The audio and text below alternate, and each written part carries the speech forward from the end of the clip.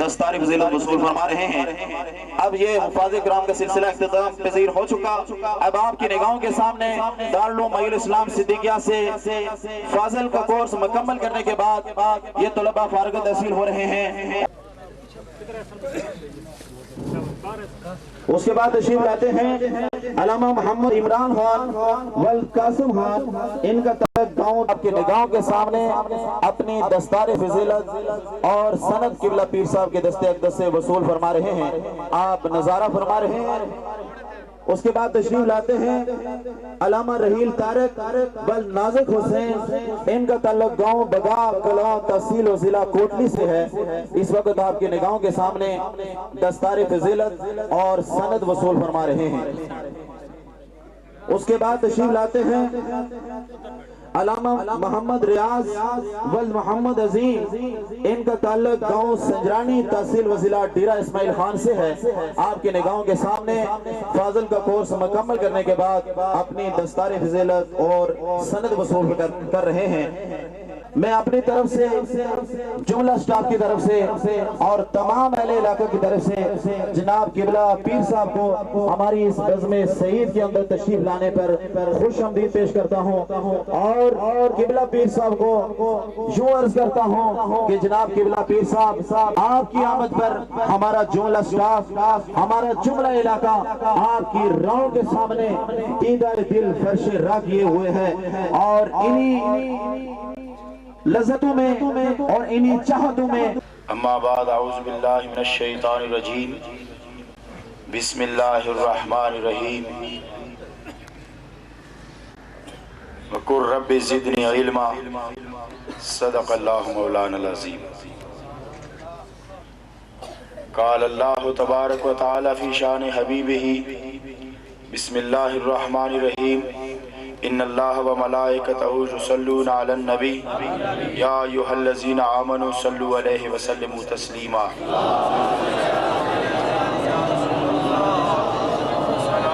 آوازنا صلی اللہ علیہ وسلم، سلام علیکم یا رسول اللہ۔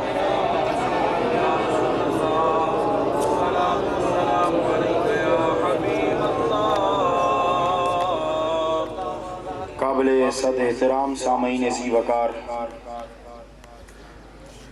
حضرات علماء کرام،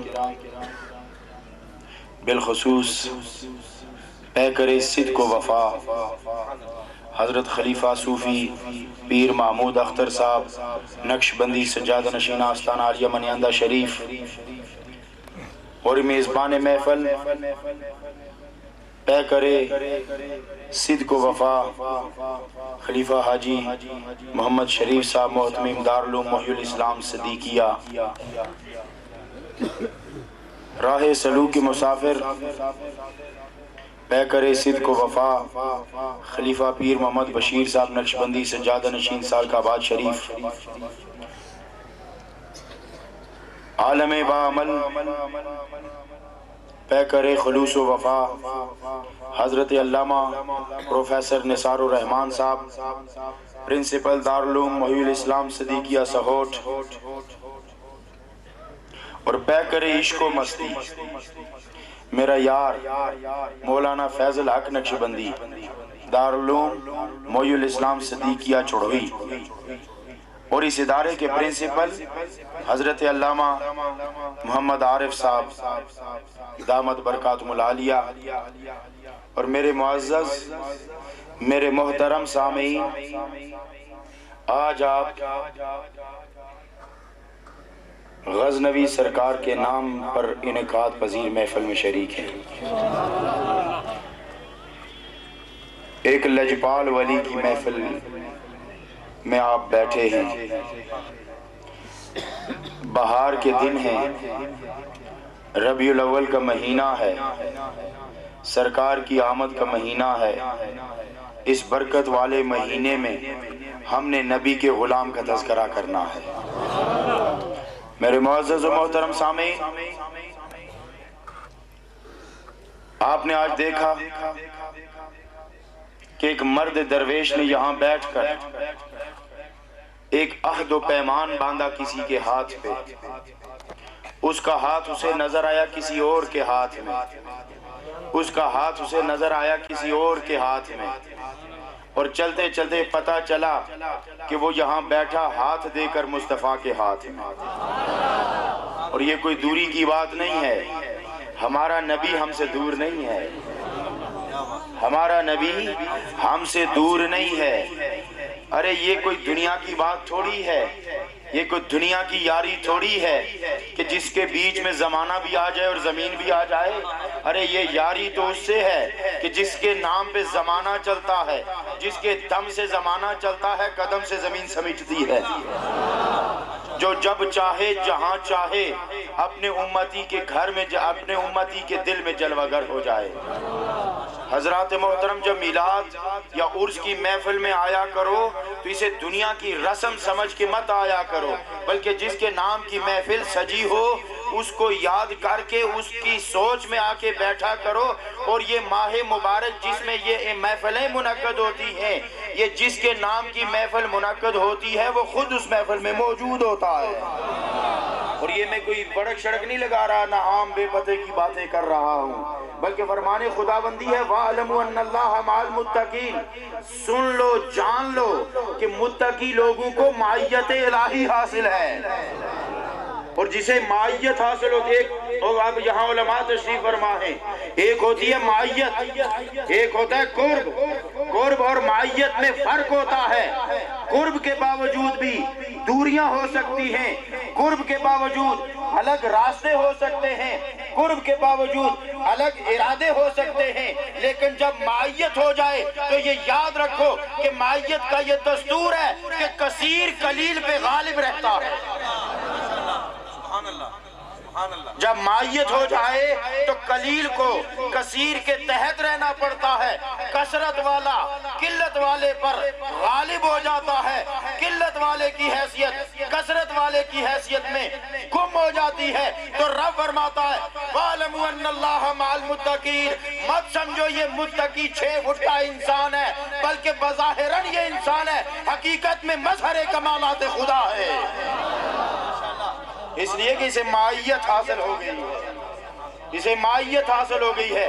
جب معیت حاصل ہو جاتی ہے تو پھر کمزور کو قوی کے ماتحت رہنا پڑتا ہے، اور جب رب کی معیت حاصل ہو جائے گی تو پھر کیا ہوتا ہے کہ اس کے رنگ پہ رب کا رنگ چڑھ جاتا ہے، اور رب فرماتا ہے بڑا حسین رنگ چڑھا دیا ہے۔ اور دیکھو ایک ہے عبادت، اس کی کیفیت اور ہے، اور ایک حقیقت اس کی کیفیت اور ہے۔ سجدہ سب ایک جیسے نہیں ہوتے، انداز سجدہ الگ بات ہے، معیار سجدہ الگ بات ہے۔ انداز سجدہ ہر کوئی اختیار کرتا ہے، ہر کوئی سجدہ کرتا ہے، لیکن معیار سجدہ الگ بات ہے۔ ہم سجدہ کرتے ہیں سر اٹھانے کے لیے، اور اللہ کے محبوب سجدہ کرتے ہیں کبھی سر نہ اٹھانے کے لیے۔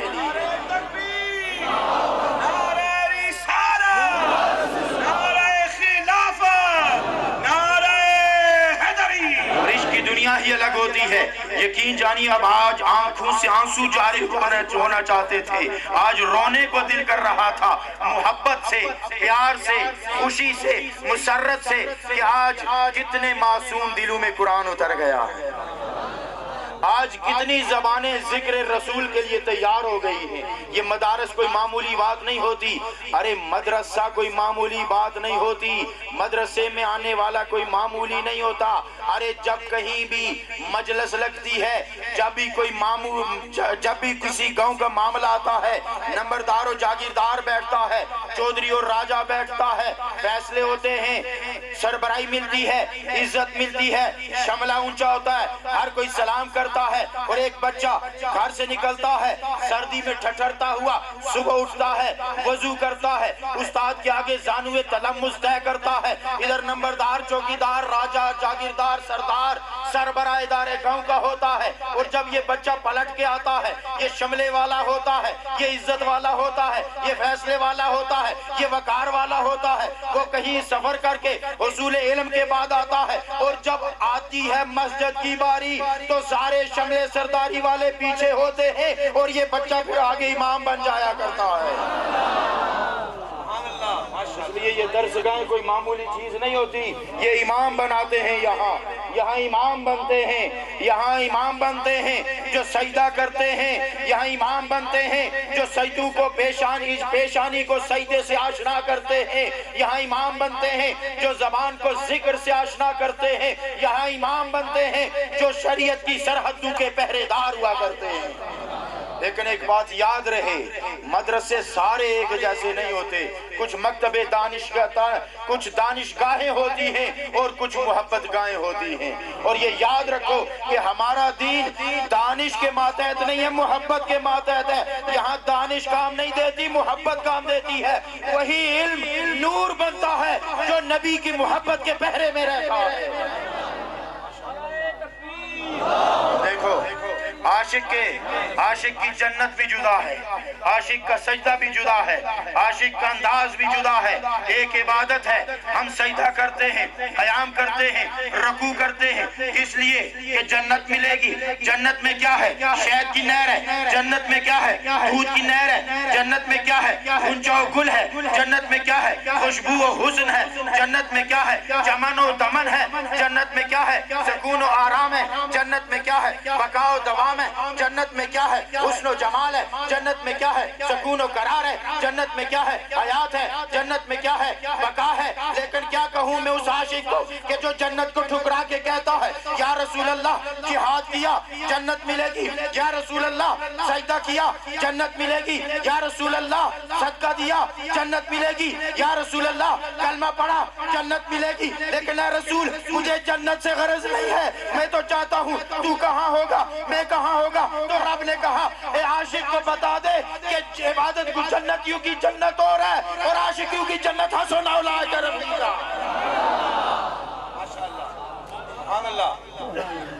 जन्नतियों की जन्नत और है, और आशिकों को मुजदा सुना दिया कि आशिक तेरी जन्नत और है, और है जन्नती तेरी जन्नत और है। तेरी जन्नत में गुल गुंचा है, और आशिक की जन्नत में जलवा दीदार है।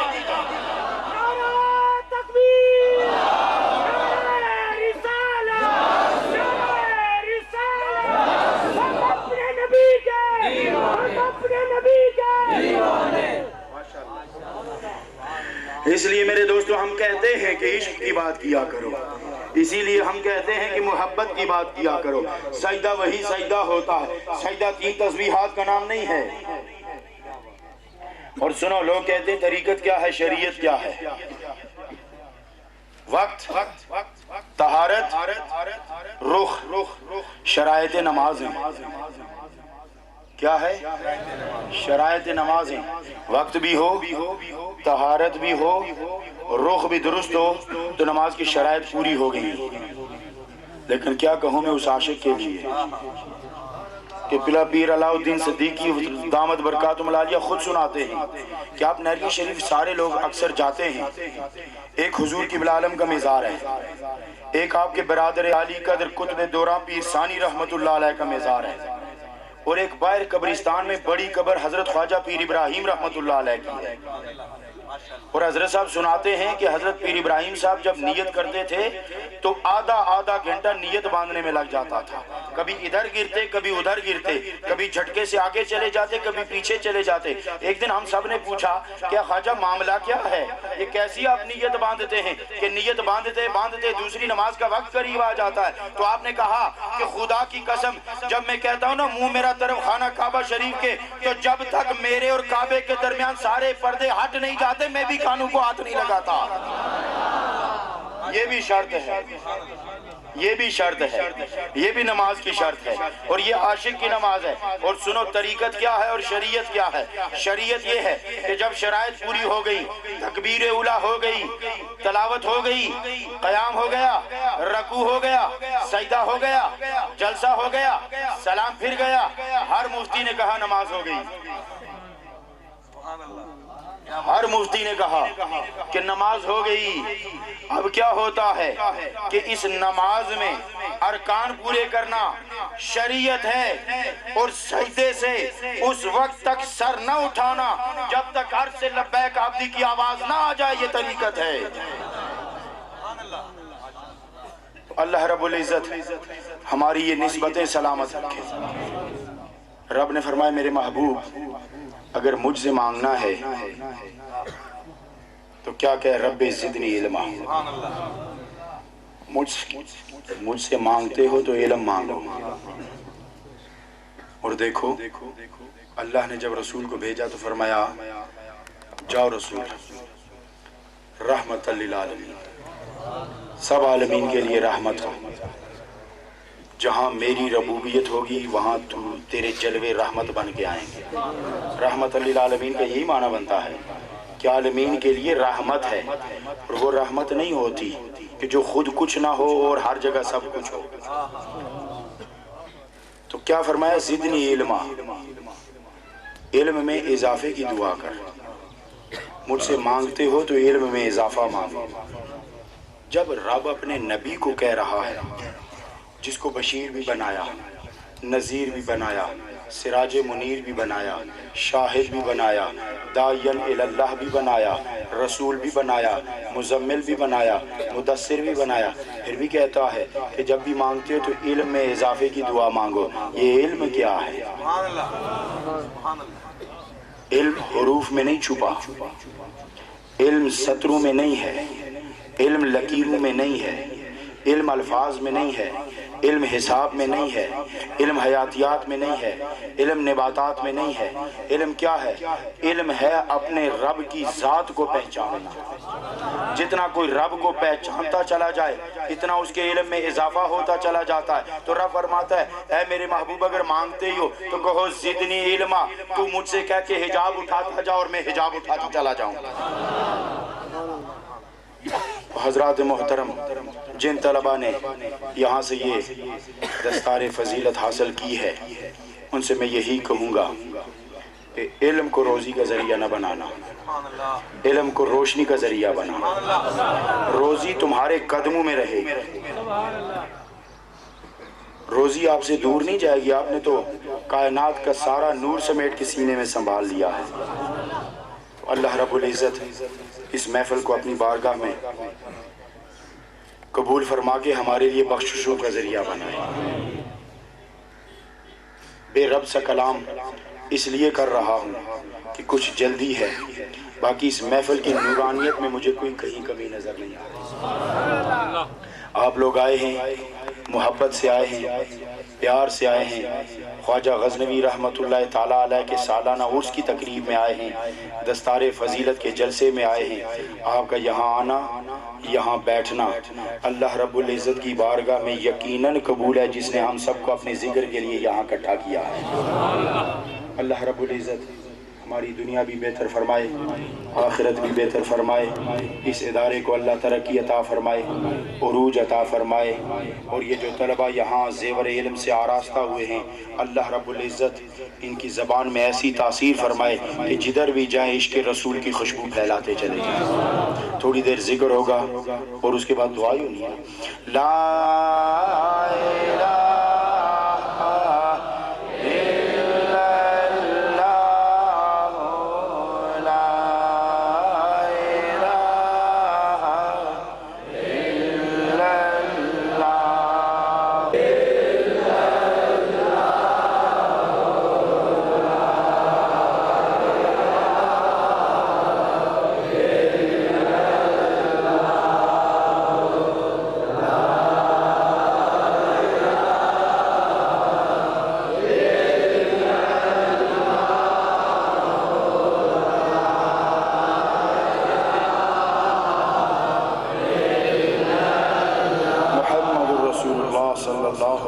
وسلم اللہ اللہ اللہ اللہ اللہ اللہ اللہ اللہ اللہ اللہ اللہ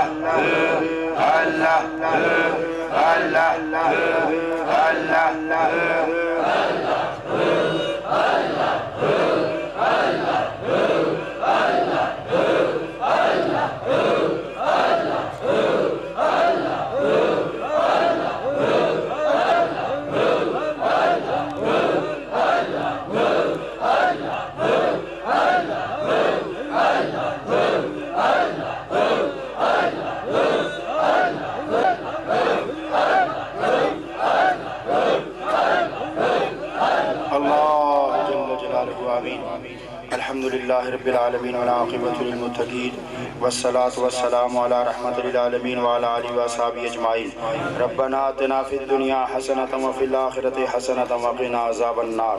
اے الہ العالمین، آج کی ہماری حاضری اپنی بارگاہ میں قبول فرما کے الہ العالمین اس حاضری کو ہمارے لیے نجات کا ذریعہ بنا، اللہ اسے ہماری بخشش کا ذریعہ بنا۔